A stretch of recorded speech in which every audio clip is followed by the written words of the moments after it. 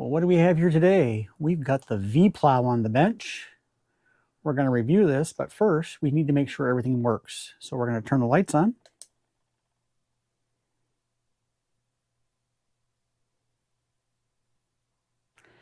Those all seem to work. We're going to start up the engine now.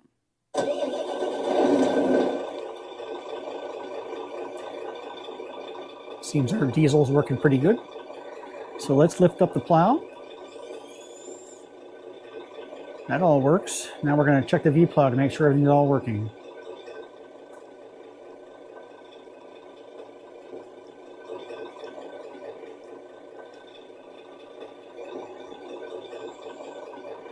Well, it all appears to work. If you haven't done so already, please like and subscribe, and I will see you on the other side.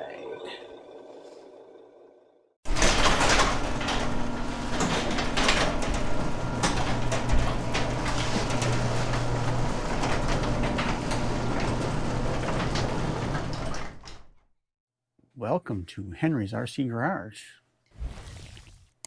This is the Sen Racing Ford F450 V-Plow that I built a few years ago. Today I'm going to review some of the things that I did on it. So let's get the body off, and we'll start from the rear to the front. So let's move this around a little bit so I can get the body off.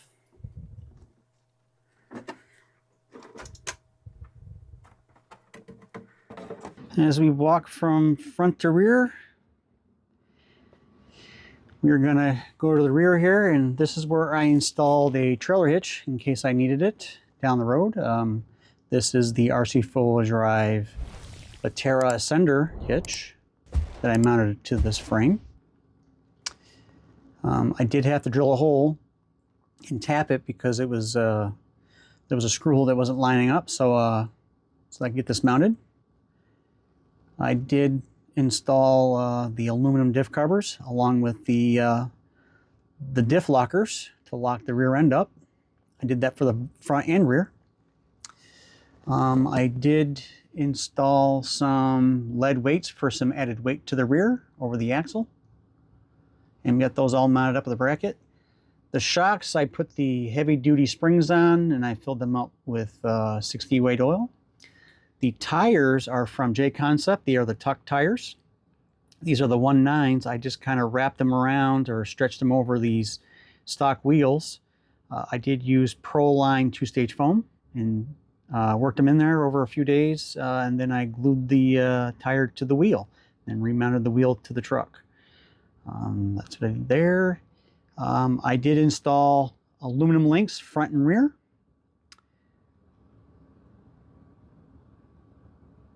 As you can see here. And as we come forward here, this is the Sense ESS Dual Plus sound kit. I have it set to the diesel sound for the motor. And as we move forward here, we've got the Reefs RC servo winch. This is the 422 HD V2. I have that mounted on some Capra Vanquish aluminum mount. And I also have a aluminum bracket that I made for this to mount that Capra mount to. And it all worked out. And then I designed and printed out some of these 3D trays that I had to do to get this running board mounted up. This running board itself is Club 5. It's for the Axial Gladiator. And the winch line itself, I have it running in a tube. So there's no obstructions going from front to rear or rear to front to lift the plow up and down. I did install a Hobby Wing axe system. This is the 2300 kV motor. As we move forward here, we have a steering servo from Reefs RC. This is the Raw 500. This is the Operation Charlie version. When the plow is up, it has a little hard time to steer, so I went ahead and I installed a Castle BEC, a BEC, battery eliminator circuit, and set that to 8.0 volts. So there was, at least give it some more power. This mount itself is an aluminum block. It's got 4 holes drilled into it that will go into the stock bumper mount, as you can see here. And then with that, we have the plow mount itself. And that is bolted in with 2 bolts going into the aluminum itself. And the body itself has the bumper molded into it, so I had to cut the bumper off and sandwich it between the plow mount and the bumper mount, the aluminum block. So it's on there permanently unless I take off the mount itself. With that said, I have the Reefs RC 299 low profile servos for the plow itself. And I have these Traxxas turnbuckles lengths that are connected to it. And I created these little C-channel aluminum brackets to have the turnbuckles mounted to, and mounted it to the plow. I did put on these hot racing servo savers, the aluminum ones, and bolted them to the Lexan arms that came with the plow. And with the winch line, I have these Delrin rods, and I have them grouped out so that the servo line fits in there. Then I have it wrapped around the other Delrin rod down here, and then I have it anchored to the plow mount itself. Did I have to do this? Probably not, but it seemed to work out okay for me, so kind of left it. And these here are the MyTrick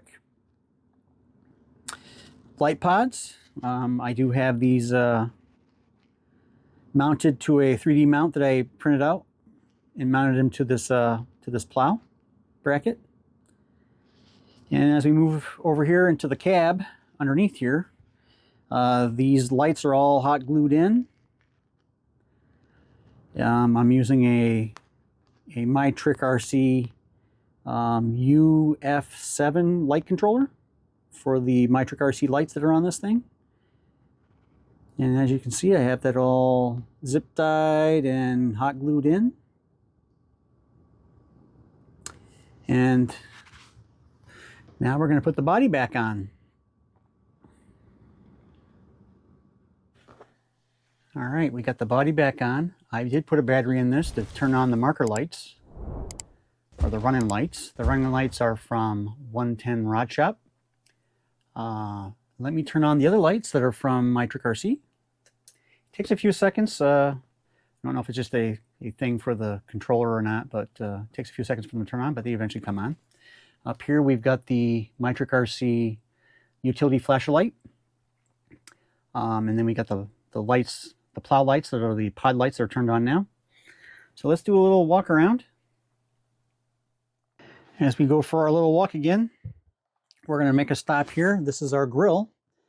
This grill is from 110 Rod Shop. It is 3D printed. To get it in there, you've got to cut the body. So the template that you can use is the sticker that comes on the body itself originally. You just kind of cut around that. That should fit right in. And then you hot glue it on the inside. As you can see, there's a Ford emblem in there, which is kind of cool. As we work our way back here, we got some cab lights. I don't believe there was a template that came with this, so I found a picture online and kind of mirrored what they were trying to do, and came out pretty well. They look pretty even. So we're going to come back here a little further. And this is the headache rack. The headache rack with the toolbox and fuel cell. This is from Shaka Hobbies, if I remember correctly. The fuel cell comes in 2 different colors, I believe white and black. And I selected the black one, of course. And as we make our way back here, we've got some light pods for the rear lights. These are also from 110 Rod Shop. Again, you could use the sticker as a template to cut around and put these in and hot glue them on the underneath side of the body. Worked out pretty well. So as we Come back here, we're going to lift the plow up.